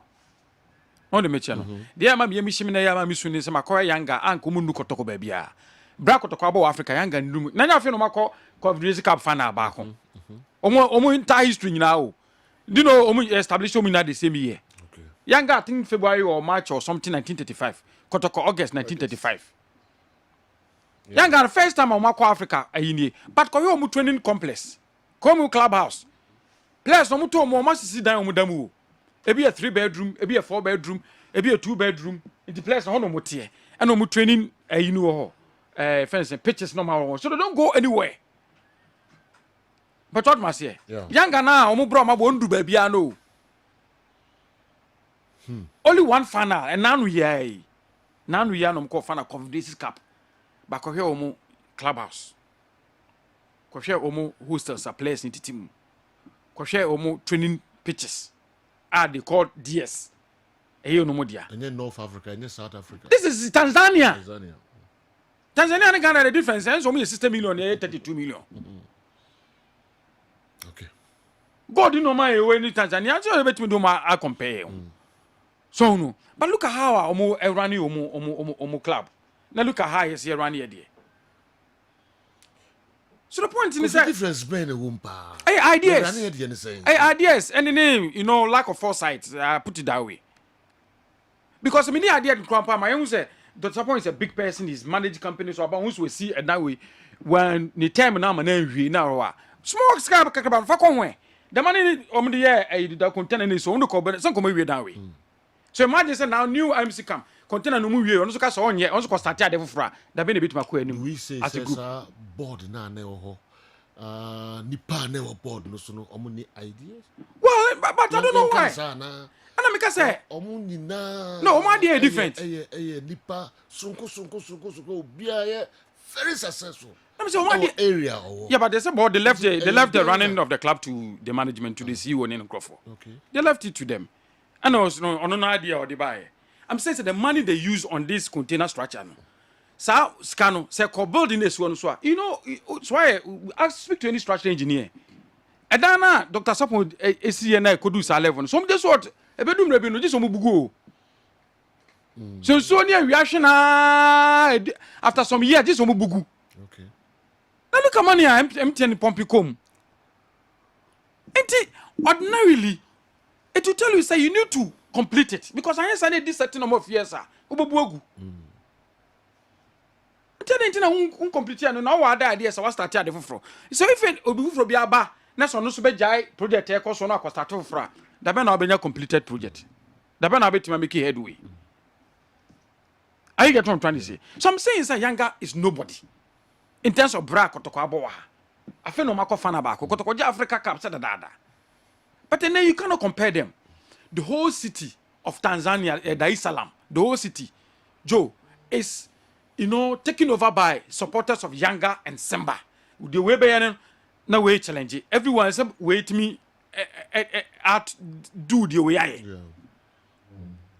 Let me say your pictures, videos, me see today. Effects. Ready? And then Yanga is in a state to invite 60-man contingent of South Africa for Kaizer Chiefs, big, to come. Oma host hotel, everything. One friendly match to commemorate Yanga Day.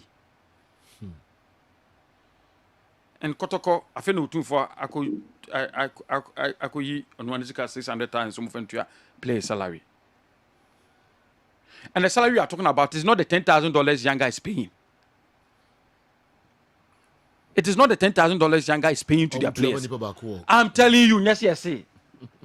Because I very nearly brokered a deal for one of the players for Ghana. And Sam Eba.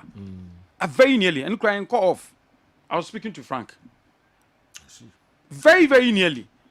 The only thing is that when they wanted the player to fly in, I have for no so can no idea for no for. My presence in Kwano instigate a transfer for a club and come a Benyeska. And the money involved.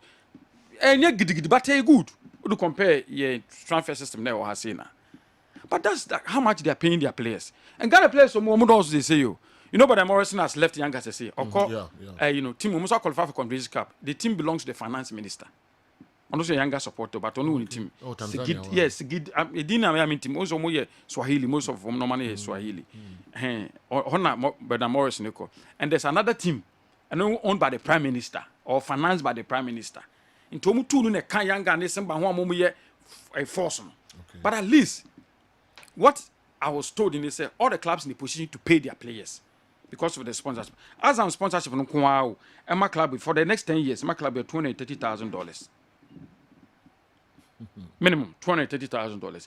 And off the back of it, instead of Yanga fighting Tanzania Football Federation, how better are they than the GFA? But instead of Yanga fighting them, they rather leverage on the agreement between Azam and the Tanzania Football Federation to rather sign an agreement with Azam. Yanga for no.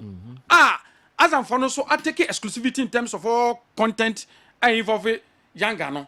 And $130,000 a month. Or multiply over 12, you are nearing something where if I say $1.5 million. That private sponsorship is bigger than the FAD. No? I can say the GFA across anyway. The capacity of GFA now signing because of the Mupe. But when Yanga went into proper negotiations with Azam, and I went card and Kwako Bank Oko his card. So they've gone into agreement with about 4 banks. No, 4 banks in Tanzania. And no man is such a way say you ATM nanka say ha and Kabia a multi-credit savings and loans. ATM and Komu Yushama Jono. Ne a kotoko obian so jo kotoko then no mu issue amount to yes ano the registered supporter they pay $7 yes kaka kitu ayo kakraka bia o uhwem cross car and ne fabu sensors no edge and bigger than that because fabu sensors no be asane wo 250 Ghana a month before the vice president of Yanga now no mukasa and hono omu fan engagement Joe you will love it is not here you gather ni ekodi ubiatem no then you create space and then insult people. No, they're looking for money. They're looking for positivity. They're looking for money. And fan engagement is so important in physical terms. And it's clear, and the evidence is all clear. Because they believe that majority of the people, yes, they've been on social media, but one more inclined towards Instagram more than Facebook.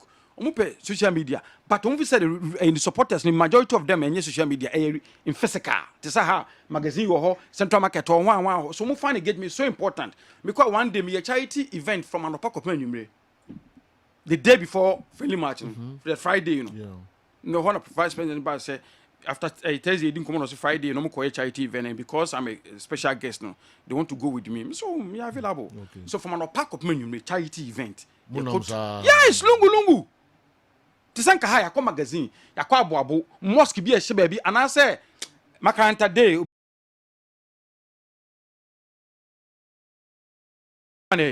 companies now mo boa so I'm surprised and I was happy companies all Ghana prepare some beboa some of them to say the omdi young Ghanaians simbai. Oh, I've seen something. Go who sponsors baby. Yeah, but but peanuts. Yeah, but for you know, they didn't start from here. I know what I say. You need to start from somewhere. And I saw to say GFE. When you took over in 2019, we have no more sponsors. We have no more sponsors. Yes, it is kind of woman this one. But once or no, so if we are man in the you will renegotiate. Sure. That's kind of basro. Yeah. So they started from somewhere. No, my baby do baby or my baby do no. Look at the more sponsors. GFE. So my listening now, Seberani are now called negotiate here. You take scanner woji and no. Obadia Odubeku team very attractive. At any point in. Almost any player, Scudo from Marimo Gallant, South Africa. Now before no, it's so funny. I see player back when come fan from Simba. It come the number 6 years name man. And a player I'm say oh no more cotton. Simba didn't 6 years no debate on some de my player to create awareness. Ne day now mo outdoor boy no down mo bomber no. Not to say for no more ideas too. So mo de jiska. And ideas too. And I didn't see any negative in normal. Why? If you criticize the Onomoya, they want to find out. Because no much time boy be. So guy be also a Ghanaian Mickey Jr. From Ghana, and almost from Ghana, Instagram. Okay. Mickey Jr. So they want to explain to politicians. Yes, where are you for? Ah, yes. Then your GSM, Nina, this school, Nini. This is a Mudia. As something for better ideas of you. Joe, some of the things then you wonder, say, okay, I didn't know, then you will see because it's magic. And your magic. Wow. And was there, do you know what we could do? Test down of paper. They invited me to the president's office. They brought Omo commercial marketing director, administrator, and the man in charge of operations, and the vice president in a meeting. The president said they should listen to me. So me so mo famu itinerary for the day program round. We na buy no we say every single thing I said, every idea or opinion I gave them, they took it. We can do that in Ghana, but the Ghanaian journalists always condemn our league, and when they do that, people do not want to sponsor the league and the teams. Addison, Benny, Kaswa, Accra. Now the way Abreye Franco Naro. General, Abranti message you by me person me submission o kakra. First of all, you raised the concern say sponsorship ni enya biba scanning and kitten. Michidi is Tanzania ene Janga ene Simba enya those big money. The match is not attractive view. Nipa nko share games no. Accra Kumasi. You see General, Sena Kufika no. They didn't just go there. First of all, Ghana teams been and name the data be in the intimate deserve this. Into one casano or fan base no, who need records, who need evidence to prove say this is my fan base. Because of that, this is what I'm demanding. So you, how is it possible to say big giant communication like MTN at Ghana on your sponsor for either Heart or Kotoko as you speak now? It's not possible in Tanzania there. But you because as supporters we don't know patronize or no man. You sponsor one or both of them. My question to Fredachi is now who costs up? We be born now jaw na there and this is one case jaw na. All right, Richard Amasaman Richard Nkrumah. So General, you see, me my dream say, person me Kotoko ne has. Say ba say omo fabu census phobia for life. Omo from the word go no, ese mpanyimfo na dwen fan ye jiska. But I think the priority Ankasapa at the early stage in a push should getting the numbers registered. Simple club no at the Sikabeshim. No one young more register now be evidence of numbers. I think you have to do it. I was suggesting at a point in time. Yes. Because of the note in the start here. I think that maybe from onset want to contribute any start years. I think from the onset it should have been registration of all supporters without any financial obligation on the mention. To once when you then you move to the next stage. But what am I saying? But if you start the one so register which you say there to put people off. What I say? Because so register our supporters no two. One, would you just free supporters no? Two, who use our numbers no? Ejina so e de akwa free sponsors so the early stages in Ankasano, number of times these clubs get it wrong. In Ken Manima ye a quite many so ama young crofo amoma register. So nya butrena could read it na ponsane proposal our the koto board nenma. It looks so brilliant on paper. Say out of I think we have about 20,000 something polling stations in Ghana. Every polling station or person 20 people from each polling station. Now, General, if you fan say Kotoko early stages, the concern is register na Kotoko member ni nkasa Kotoko ni niema card. Find money and get that one done. Inti wako every every polling station executing some say and some ABCD ni. GFA and Crawford that be a muka GFA who some money no. In some money in quotes, maybe what we call negative no. How have they approached them? What discussions have they had with those people? I'm not saying it will be a best sorry I can't negative be a Korean nemaniska.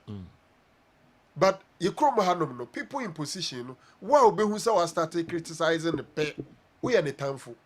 Either so be pen Crawford mama can't tell no matter kill.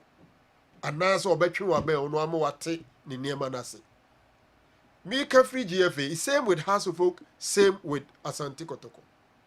In recent times, Kotoko, there you see leader like the face of the club.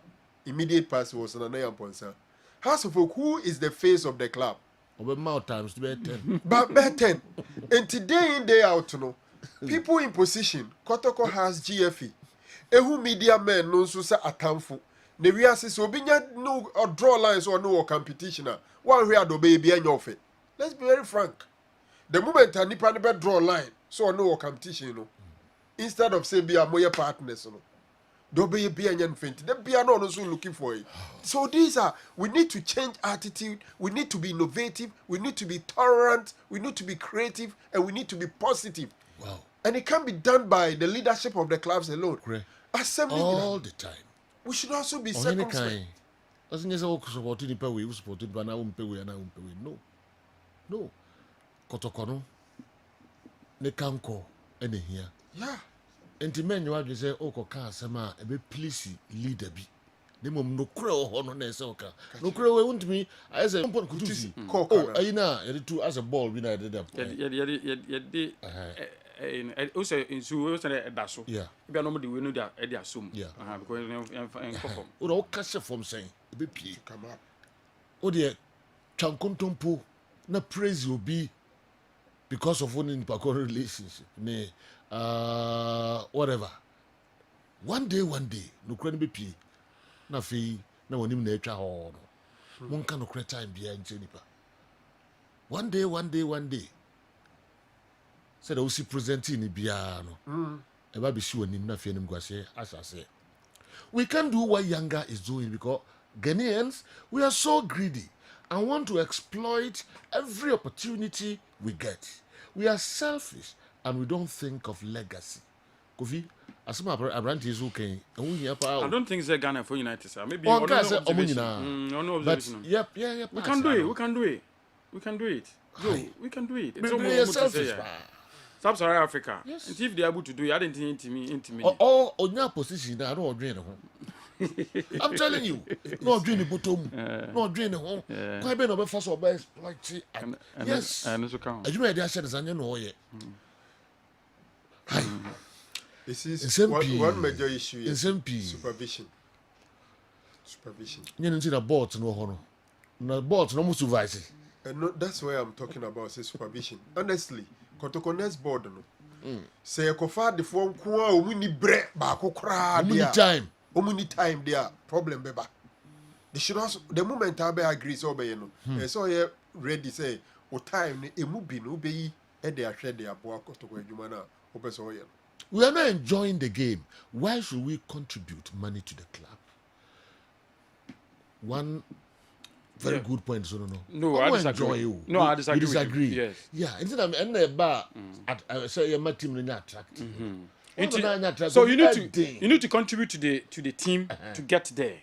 If the team is not there, now the team now. You need to contribute to the team. So what I say, they need the money to do this. Young guy was there negotiating. Will be 8 year. I tell you, my mama example. Omo play from Aziz. Young guy for play Aziz from Cote d'Ivoire. No Basek. Because they are both Muslims. And that is saying, Wako Juma, why is it? After one mammy, you no Nakasa. Omo so person oba best Romo Abidjan. Na hotel be na yesi. Only so no bet map in hotel. And an staff club map hotel of my men no business hotel and papa ukrumo. My men copy hotel. 10 years, but it's a guy paying. No abano best Romo. The moment in Drew and a boy and a banner. Okay. Now, if you now say now, they need to make a decision. No, Busabon is over call a hand, Abequa.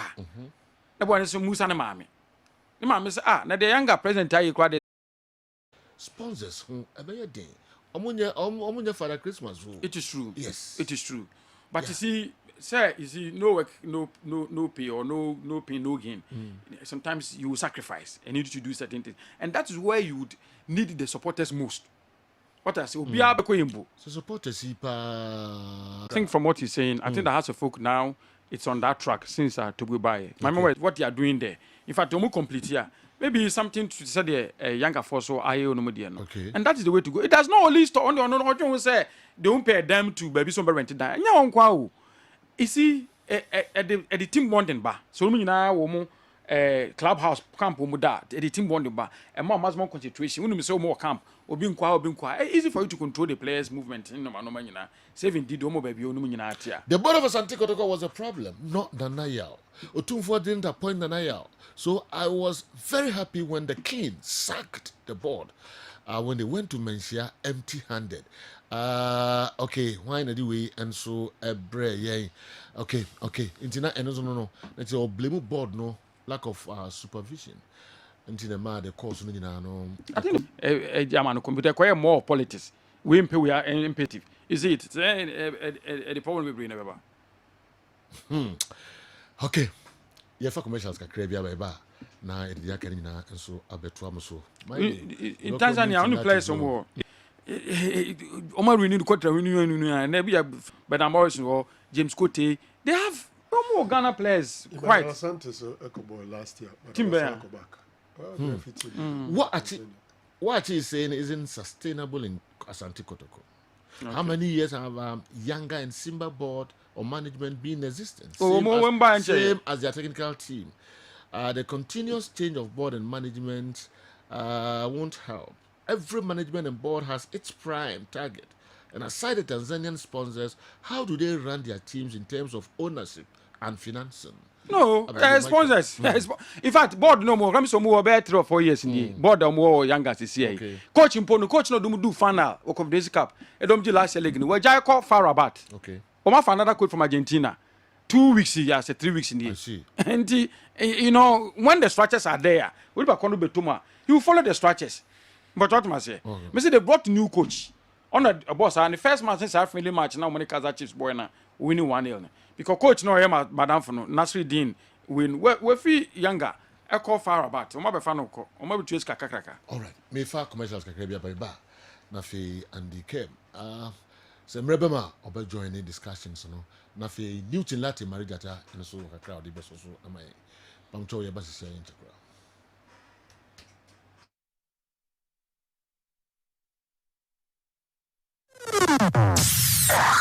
We'll be right back. So what you car here?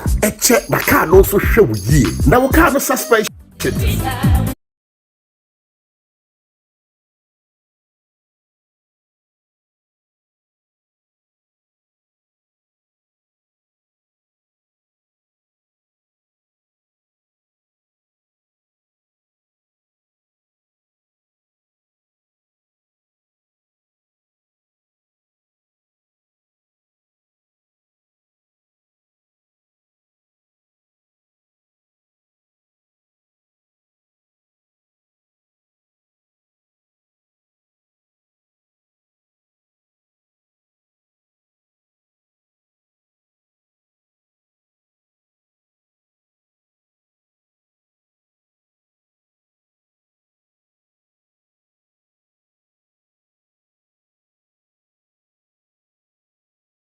GFA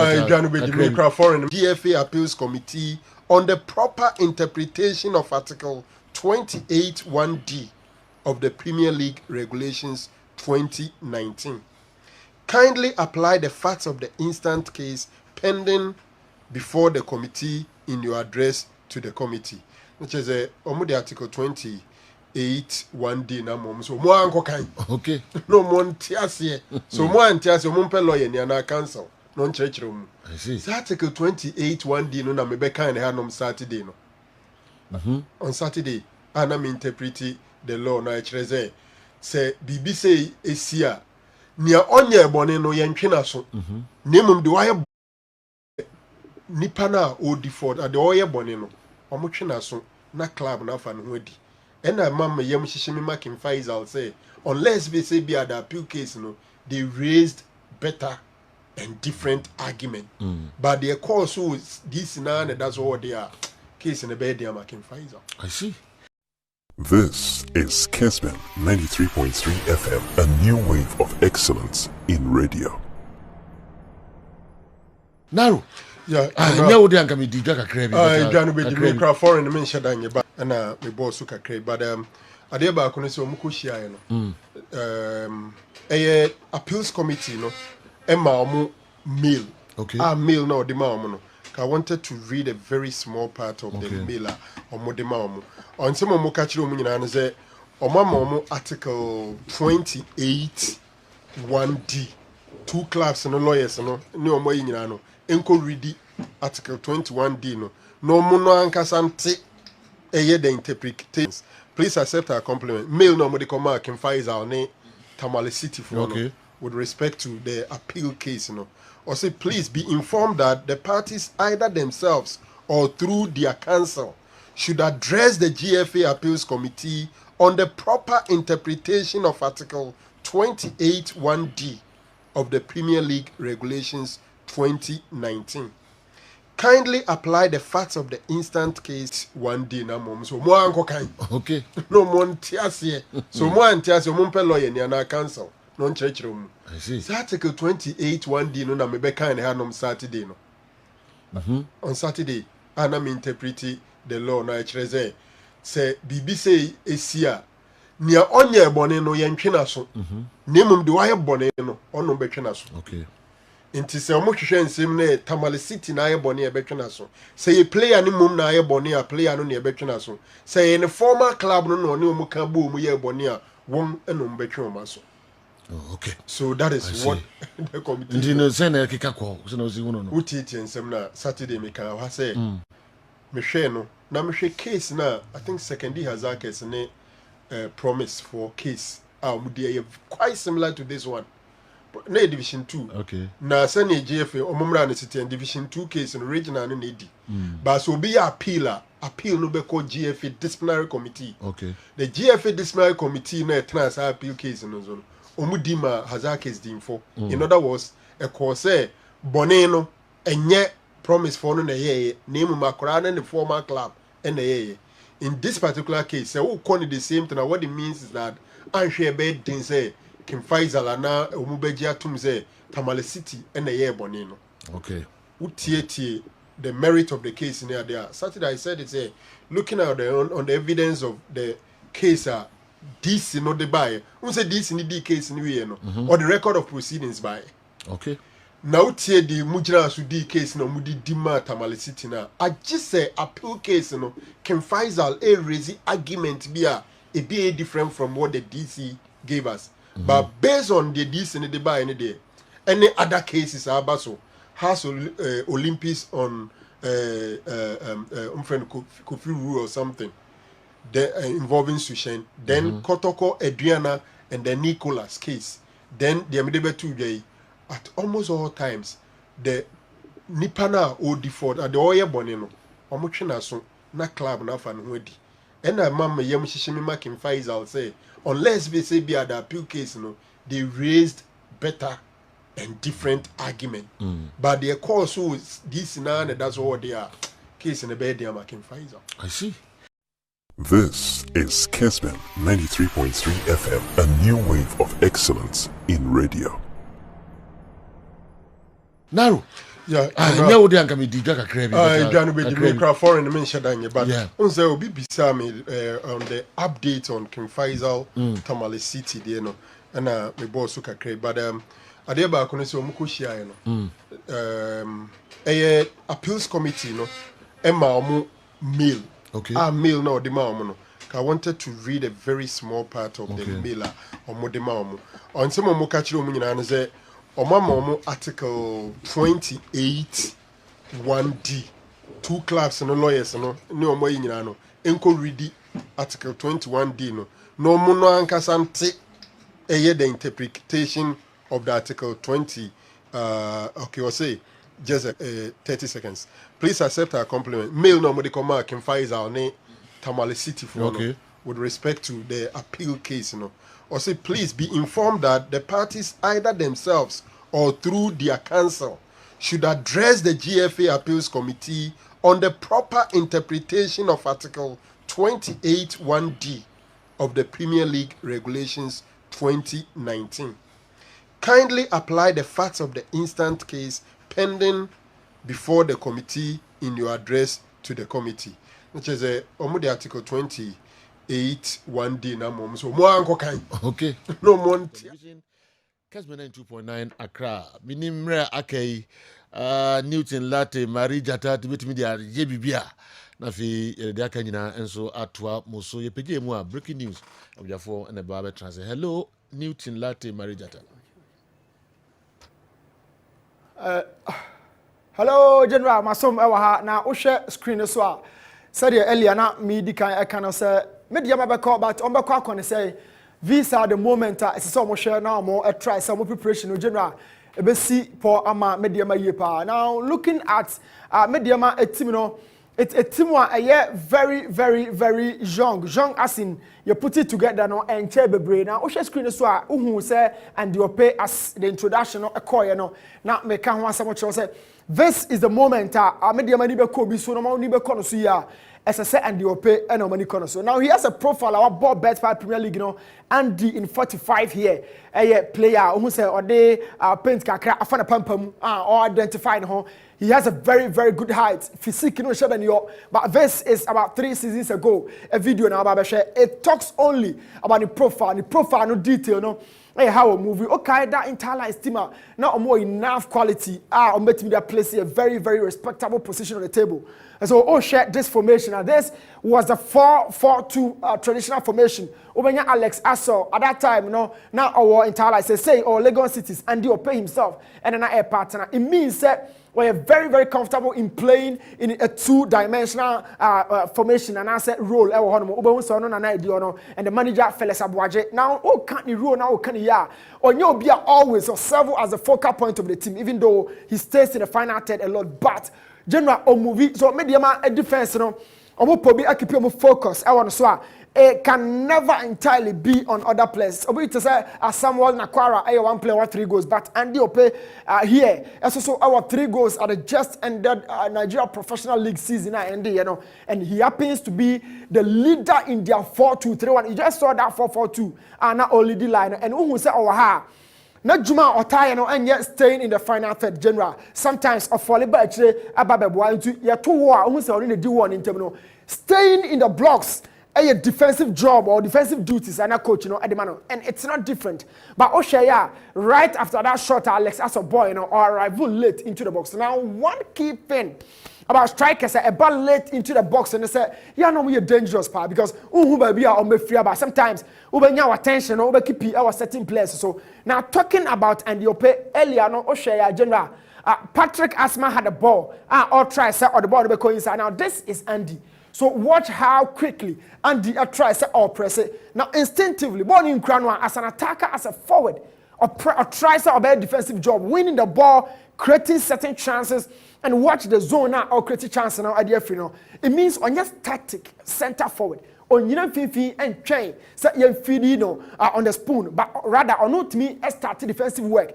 Try so by down this job I will show you 3 seasons ago. It means the game now grow, but I will be showing you that probably later. But currently, say Opo be our the profile no develop so much, especially the physical profile no, because and the opener will no. But somebody our season no and who born general or link is a CNA. That is the role I kind of say link up play. Now link up play no means we're just attacking or air connected the midfield and the other department to the final third by nodding that ball and show how the ball no a movie at a time almost a chase. I didn't know Mubarak receive is just saw him on your screen and all money pressure.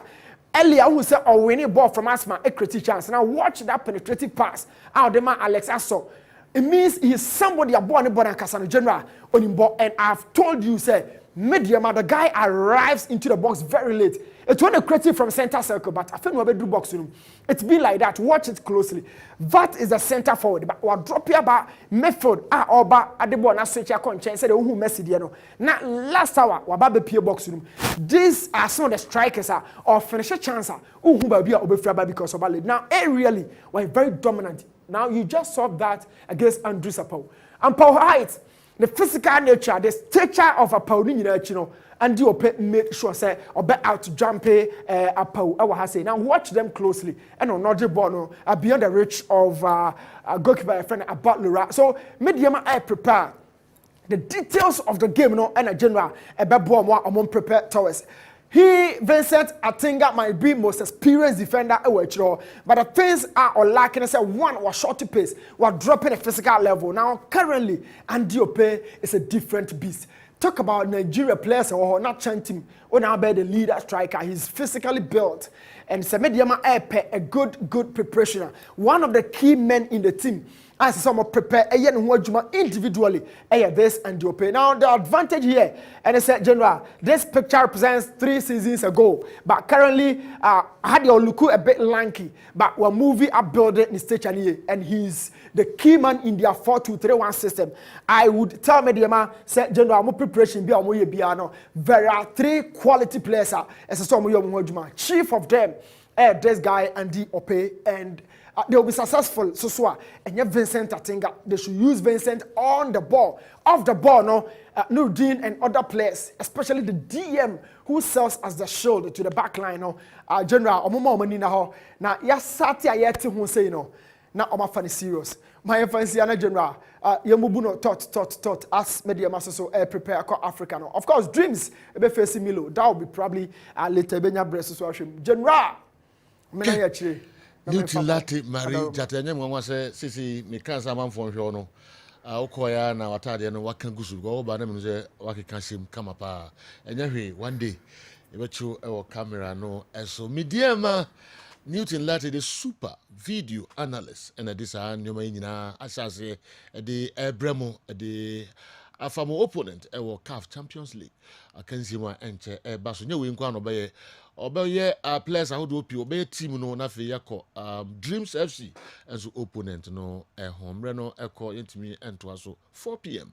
yebehia e wo Kessben television eso Bismarck o message na de ba fa sika ahodo amatua ne nsema ahodo opi titru de afa MTN so de abre Kumasi Asante Kotoko ne mu nhye de ade nyina no ye hwe later ma tio voice ne kakra ne other guys amu nyina mo de nsem bebre abade afa ho ska mo so motua ne mu nchechire mu nyina no ye de bebre mu later so ye gini nyina yentimi nkane nyina ne yemfansia na breaking news obidafo so emetrase